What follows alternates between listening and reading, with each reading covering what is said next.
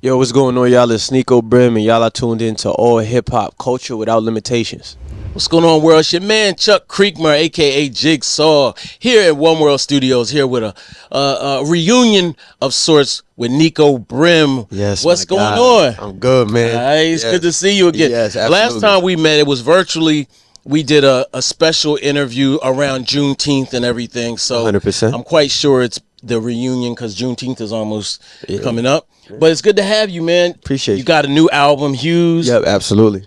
It's banging. It's dope. Appreciate you. It's actually not banging. It's very it's smooth as like it's really like a vibe. Yeah, 100%. Yeah, super smooth. I appreciate that. Yeah, tell us a little bit about the album and what the inspiration was. Yeah, so with Hues, I always had this concept of like really wanting to take like a artistic approach, like, you know what I'm saying.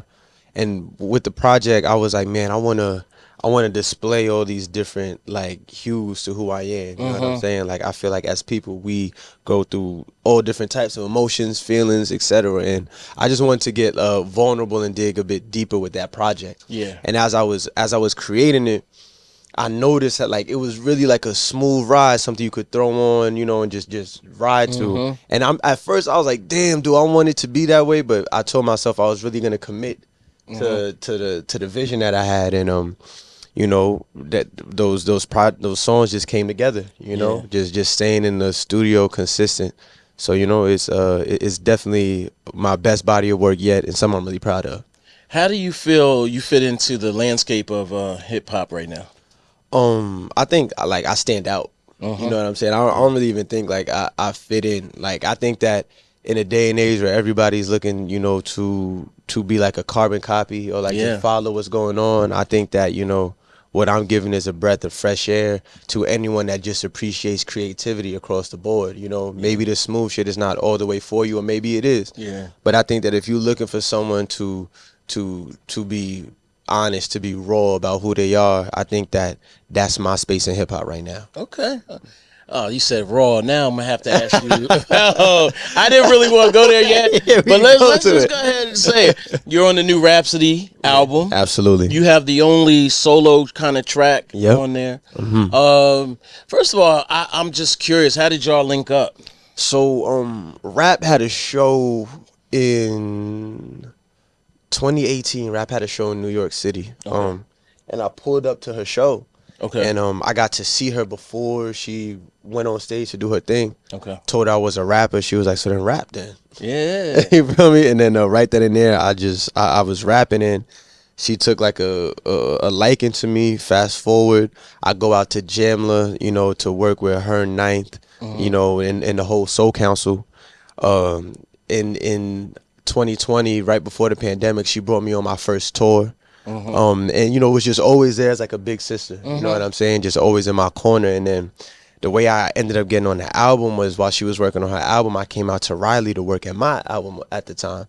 And she was like, yo, pack your bag, we going to Texas. You know what I'm saying? And we went out to Austin, and shout out Black Odyssey. And we were with Black Odyssey, and we were just working on that body of work. And I remember her telling me she hears me on this record, because at the time, my interlude on Raw was connected to the song, and the order was different. It was rap first, Wayne, beat switch up, then me. Right. And I remember she was like, yo, I hear you on this record. She playing it for me, and I hit a lighter flick. I'm like, oh, nah, no way. And but she believed in me, and right then and there on the spot, I wrote my verse and I laid it down, and eventually, just like working on her body of work, we got to where we are now with Niko's interlude, and with me being on the hook with her and Wayne. Yeah. So how's that? Incredible. Like, I mean, well, first of all, I love the way they are connected, but it's also by itself, it 100%. Stands alone by itself. Yeah, 100%. But if it keeps playing, it's just like immaculate. It's seamless. What I'm saying? And I appreciate her for that, because she gave me the best of both worlds, where I get to still be on the record with both of them, but to have Niko's interlude, it allows me to shine in my own right, like with two giants like that. You know what I'm saying? Like, it may be hard for people who aren't familiar with me to like really hone in on what I got going on. Yeah. But when you got Niko's interlude, it's like, oh, who's the homie going crazy? And then when you see the record and, you know, it meshes together, she just threw me a big alley. So shout out Big Sis, man. Shout out to She knows how I feel about it, but I gotta say it every time. That's what's up. She's got to come here though. You know what I mean? Yeah, nah, absolutely. No. Rap. I saw her in LA during the Grammys, and I had a white shirt on, and when we hugged, she got some makeup on it. I still haven't watched it. I ain't even gonna lie. I still ain't watched it. I can't bring myself to watch it. Just sitting in my closet, like with the makeup on there. Yeah, you gotta be careful. Rap short. You fucking right. Yeah, right. All over you. Did she give you any advice at all? Like with working on her album? No, with like your career and stuff. Like, yeah, for sure. You know, what game has she put you on? We've been locked in since 2018. You know, that's 6 years. You know, rap has given me so much game.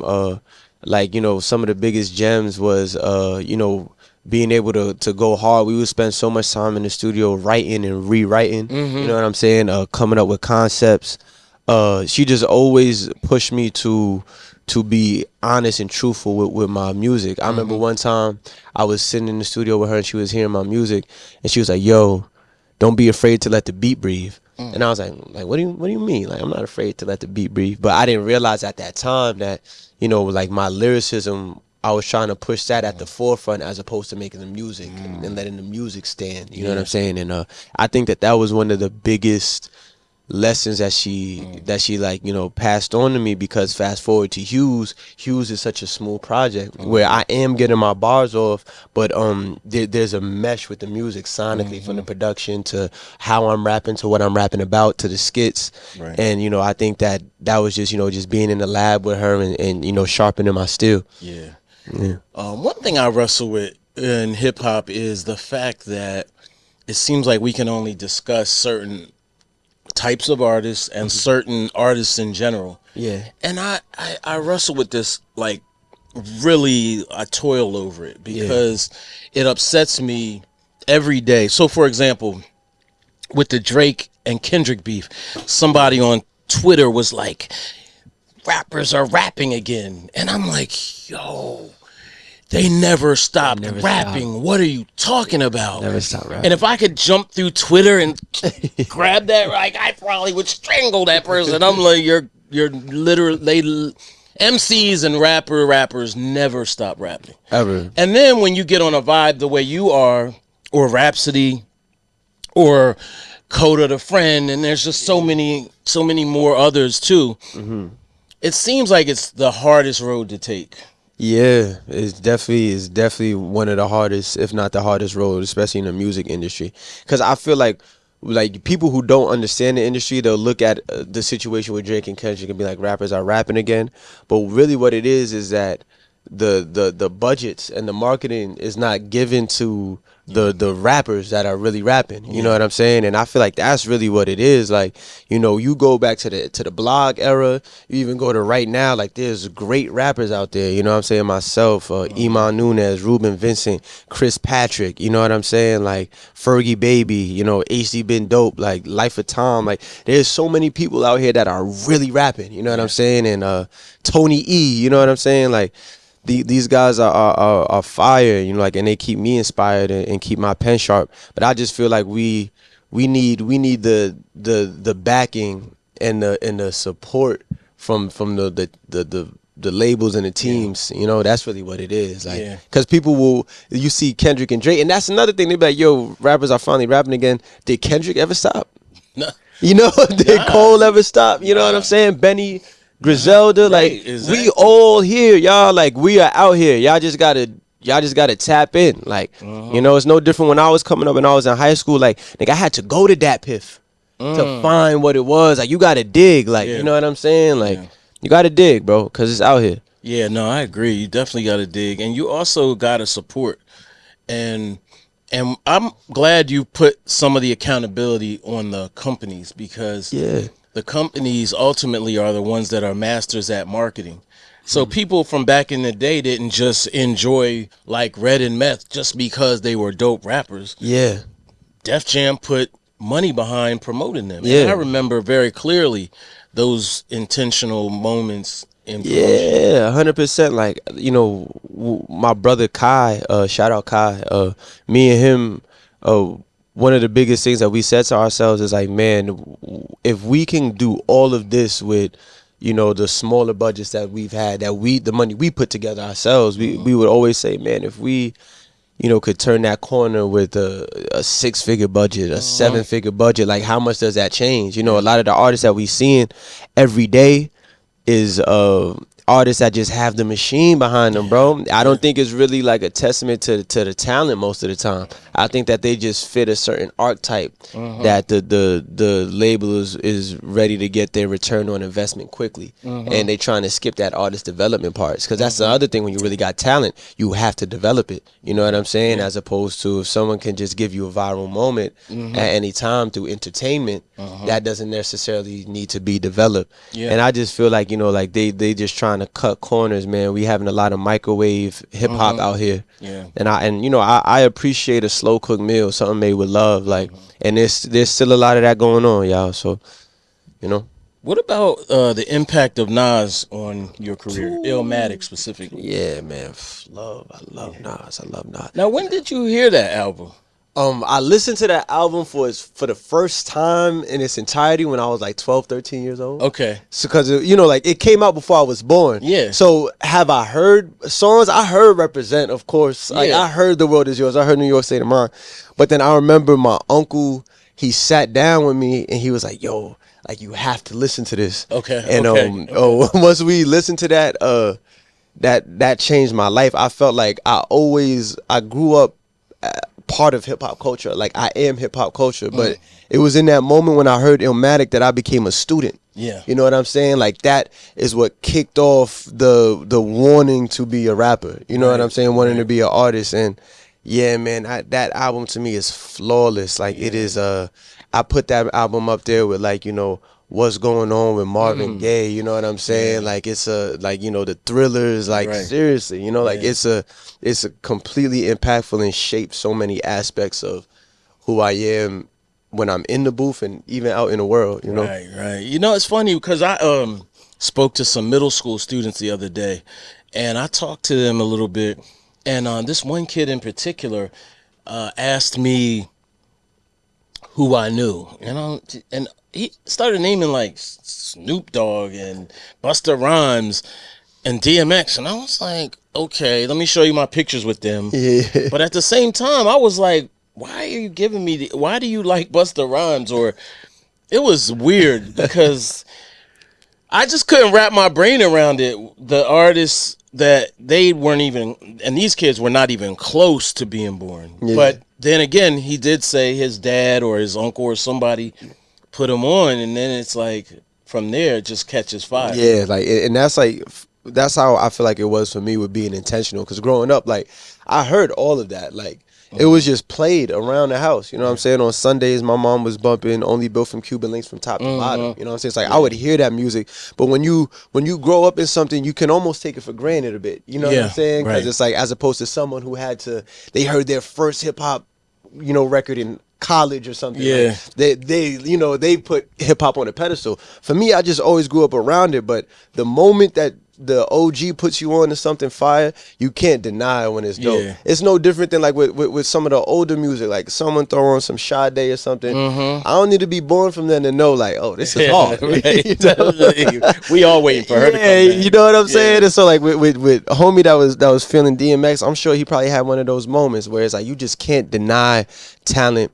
You can't deny great music. Yeah. You know. Speaking of DMX, he's a Yonkers native, very close to where you were born and raised. Yeah. Mount Vernon. Yeah, all day. Yeah, now Mount Vernon, you know, is a legendary place, you know, the home of so many people. Al B. Sure, Pete Rock, Heavy D, Denzel Washington, and many, many others. Yeah.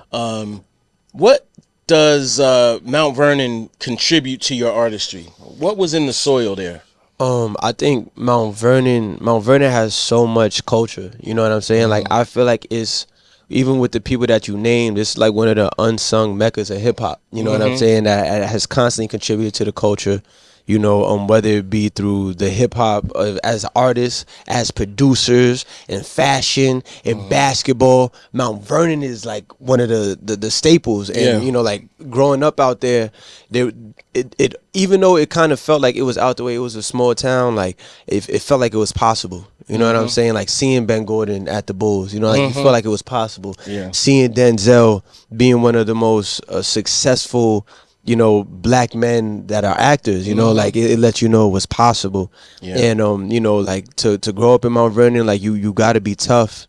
You got to be passionate. You know what I'm saying? And you got to be focused. Yeah. And I think that when you hear my music, when you listen to Hues and you know, hear even the music before that, like it's a great glimpse into what my city feels like. You know what I'm saying? And what's going on out there in real time. You know, it definitely, I feel like, helped me get ahead of the curve. Gotcha. You feel me? My first time out there was when Heavy D passed away. Yo, rest And in peace. I was there funeral. too. Yeah. Really? Yeah, I was there.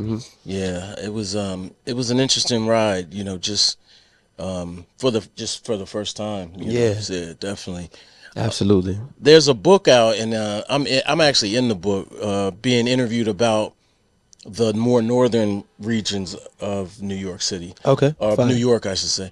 How do you feel about not being from the boroughs, so to speak? Like, does that ever factor into you as a New Yorker? As a New Yorker, nah, no way. I mean, like there'll be times where I'll as an artist, I feel like I got a bit more of a chip on my shoulder. You know what I'm saying? Kind of being in a place that at times could be counted out. But I'm like, yo, Mount Vernon is right there, and you know what I'm saying? Like it's I live, you know, right by the last stop on the 5, the last stop on the 2 train. You know what I'm saying? Is Mount Vernon is a predominantly black community. You know what I'm saying? It's and nothing about it feels like it's out of touch or out of reach. Right. You know, if anyone feels like that, I just assume that they don't know.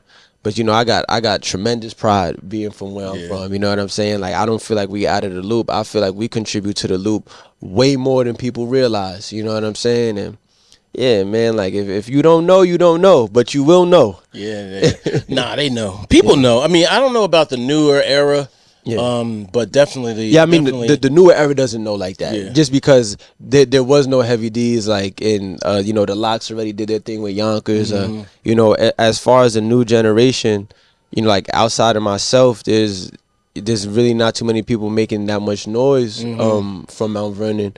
You know, there are people in the city that are doing their thing. You know, Quentin Gilmore, you know what I'm saying? GMN was doing their thing. You know, and, you know, Capella's from, you know, White Plains Road, but, you know, he got ties in Mount Vernon too. Yeah. So, you know, we got some younger people now that are putting on, you know, Iman Nunes with Yonkers. But yeah, it's like the new generation, they not all the way into it yet. But it's cool. All right. You actually got one of my favorite also artists on there. Corey Guns is on there. Yeah. And I was like, he got a song with Wayne and Guns, and y'all, you know, and y'all like definitely work.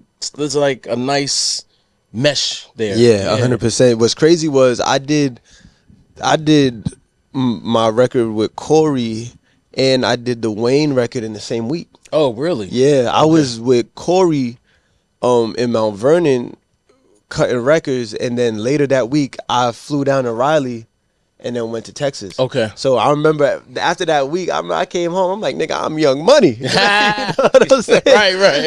Like, I'm Young Money. But yeah, Corey is super cool, bro. He pulled up on me. I have a studio I go to in New Rochelle called Mix House. Okay. Shout out Mix House Studios. I recorded Hues. We record everything out of there. Okay. And Corey pulled up on me, and he was just super, super humble. You know, he came with maybe like 2 homies. Yeah. You know what I'm saying? My man had the Nike Tech on ski mask rolled up. He was working on his verse on the way to the studio. Okay. And then he heard that I went for 24 bars. He wrote a couple more bars right then and there. And then I just seen him in person go crazy. You know, and I got nothing but respect for Corey. I think he's ill. You know what I'm saying? And it was fire that we was able to do that. Like, you know, I think our styles really complemented each other. You know, I feel like that Mount Vernon Bronx, you know what I'm saying? Like we had a dope vibe on the track. And Yeah, man, we definitely need a video for that one too. Yeah, facts. You know, this summer a Die a Legend video would be fire. So Yeah. Who else did you grow up listening to? Like outside of Nas, you know, who inspired you?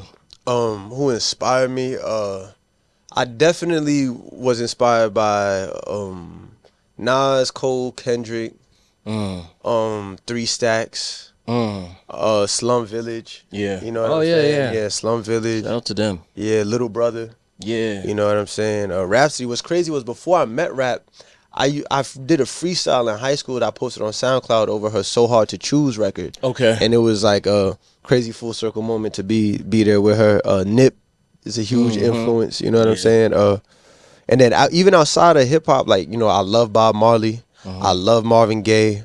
Yeah. You know what I'm saying? Like I love Mike, you know, Mike Jack is classic, but you know, like I listen to all of that, Isaac Hayes, Curtis Mayfield, like, you know, and these are people that they may not have inspired me as a rapper, but even down to the sonics and what I appreciate, you know what I'm saying? These are people I was listening to. Okay. Yeah, I kind of got an old soul, man. You know, like outside of some of the people I named, like with the Kendrick Cole, Nip, Rap, you know, a lot of the inspiration I pull from kind of comes from a different time. Not because I think that the old times are better or anything of the sort, but I just felt like back then people was just so honest in their music.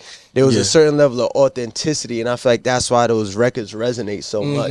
And I even think with the newer age artists that I was talking about, one thing all of those people have in common is they real. It's uncut, it's unfiltered. You know what I'm saying? And that's what I love the most. And I also feel like now there's so much pressure on artists to put something dope out that they do the same thing on every record or similar vibes on everything. They don't take any chances. Like I'll never forget when Outkast's first album dropped, and then the second album was just completely different. Yeah. And I was actually like, what are y'all doing? Like, whoa, because y'all had the formula. Yeah. But even Nas, Jay, like, almost all of the greats, every project kind of stands on its own. Yeah, absolutely. Like Illmatic and It Was Written is different. You know what I'm saying? Like, and I feel like even with Hole, like you go to Reasonable Doubt, you know, you go to In My Life, the 1, 2, and 3 Blueprint. Yeah. Like I think it's about like you got to capture the snapshot of where you are currently in life. You know what I'm saying? Yeah. And it's like you could try to stick to a formula, but you know they don't always work, man. You know what I'm saying? Like it's very rare that someone could repackage the same thing again and again and it work. Yeah. And I feel like nowadays we're seeing a lot of that, and that's why so many artists, like after 24 months, after 2 years, you know what I'm saying? It's like, where do you go? Yeah. Some people only get a summer, you know? Yeah. And that has always been a thing, you know? Like through hip hop, there's always been people that had a summer. Yeah. But I just feel like now more than ever, it's just quick. Yeah. Everybody's quick. So it's super fast. Yeah. So legacy wise, what are you looking to do? Like, you know, I don't know how much you manifest or whatever, but in the long haul, what do you want to look back and be like, oh, your future self? What do you want to say when you get, you know, to a certain age and or stature? I think like at a certain stature, I definitely want to be respected as one of the greatest artists of my generation, who has you know, lived a life that was contribution, you know, that had helped elevate the lives of people, you know, not just from Mount Vernon, but just talented people that I feel like deserve a chance. Yeah. I see myself, you know, like a couple plaques would be great. You know, I definitely see a couple plaques. Some awards would be great, but I feel like the real reward would just be seeing how moved the culture would be by the bodies of work I have out. You know, definitely stadium tours. You know what I'm saying, and all of that. But those are the goals that I have for myself. Do you think you're ready for superstardom? Like that's a yeah, 100%. You know, growing up around it, you know what I'm saying? Like I've seen it so up close, and I've seen what is necessary to balance it. You know what I'm saying? I have a clear idea of what matters and what doesn't. You know what I'm saying? I feel like sometimes when you the grass is always greener on the other side. But, you know, when you get to see the other grass, you realize, you know, what it is. It's green too. Yeah, you know what I'm saying? That grass is green as well. You know what I mean? And I think like that's a big thing for me. I feel like I'm more than ready, man. I've sharpened my skills so much. You know, Hues is really just the tip of the iceberg. Like without saying too much, people have no idea how I'm about to press the button. Okay. You know what I'm saying? And I'm excited to do it. Okay. All right. Here you talk that talk. Yeah, for sure. Poppy. You know what I mean? Nah, I like the confidence though. I appreciate that. I appreciate that. I mean, you know, it's like I've put in years. You know what I'm saying? Like I'm 27 now. Yeah. Started rapping when I was 17 years old. Right. You know what I'm saying? Recording myself. So, you know, I'm confident that way because I practice that way. Yeah. You know, like even when the lights is off, I work that way. You know, so that's good. Do you ever feel like the pressure of getting towards that 30 mark, and you know, does that ever feel like a thing? Sometimes it does, but like not really, just because you know I wasn't rapping at 12. You know what I'm saying? So I look at it like, you know, I started like my senior junior year of high school. So I feel like I'm very much so on track to where I need to be. You know what I'm saying? I'm going on tour in the fall. You know, I've been on tour with Corday. I went on tour with Rapsody. Did some spot dates on Black Odyssey's tour. You know, I have the blessings of the features coming in.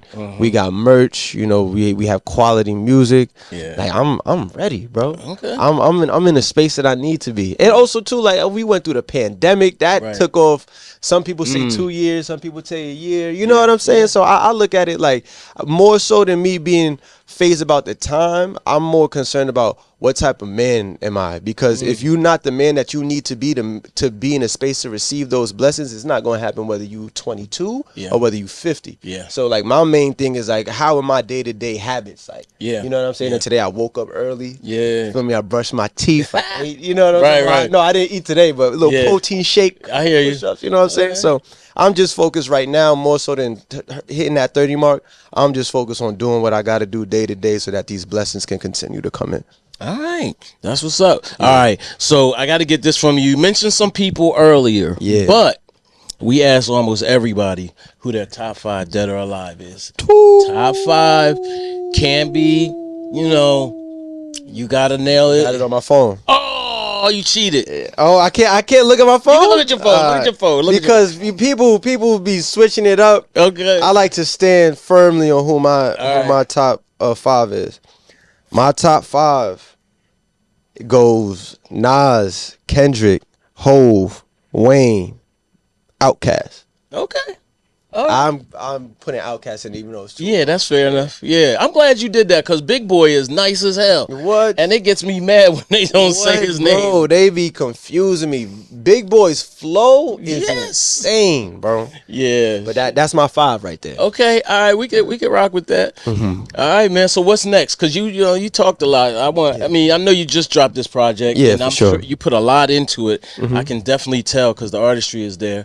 But I know you're touring. What else? I feel like really preparing for the tour. I want to do a Hues live show in New York. Okay. So you know, getting that together, getting my band right. What's so crazy is I don't even want to go. Come on. Yo, I was gonna say Hues is we definitely put our time and attention to Hues, but Hues in the plan that I got, Hues is like the mixtape. Okay. Hues was like, it's your section 80, if you will. Yeah, you know what I'm saying? Like, it was as great as it is, and I love the way that it's being received. But bro, we are so locked and loaded. We are so locked and loaded, bro. Like, people, I just can't wait for y'all to hear the new music. But through the summer, expect some more content from Hues, you know, music videos. Expect, you know, a Hues live show here in New York City.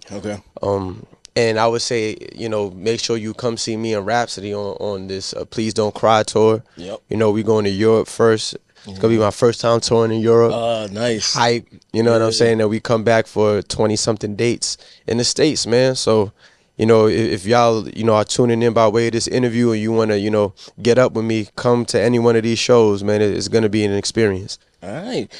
Where can people find you on social media? It's Niko Brim on everything. That's on YouTube. That's on Instagram. That's on Twitter. Niko_Brim on TikTok. And yeah, you know, like I'm around. All right, don't forget us, man. Nah, You know come what I on, mean? nah, man. We locked Come in. We on, locked in man. over the. We locked in over the civil rights. That's a Right, different yo, level. that's right. That's a different That's a level fact. of connection, man. Yeah, you know, yeah. from Juneteenth and shout out Miss Opal. But you know, I Yeah. definitely got love for y'all, man. Yeah. 100%. All right, man. Appreciate you.